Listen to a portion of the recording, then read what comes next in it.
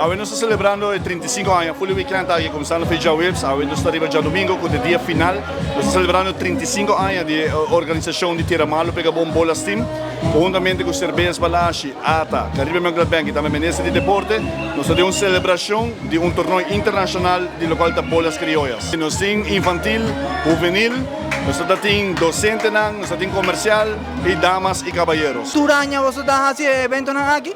Correto, sim. Todo ano nós estamos na temporada, mesma temporada, na final de junho, mas o ano aqui está mais especial, porque nós estamos celebrando 35 anos de nosso equipo de Tira Malo Pega Bom. Sempre na final, botamos prêmio também de nos sponsoram, mas também tem uma inscrição.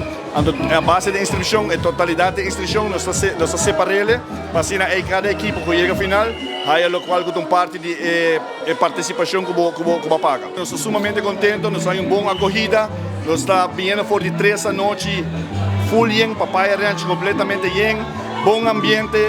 A verdade, nós temos Shine Music junto conosco, e queremos trabalhar mais yen com o qual está aqui, nós estamos volta na eliminação. Nós estamos satisfeitos, passamos a City, que 86 times, junto com o Suna de Garçom, Boneiro, nós estamos celebrando 35 anos em grande, está algo histórico para nosso time, Tira Malo Pega Bom. Também nós queremos agradecer a todos os sponsors, todos os que ajudam nós, como o qual que gift certificate, o Gana de Gasolina também que ajuda nós, o Turna que ajuda nós.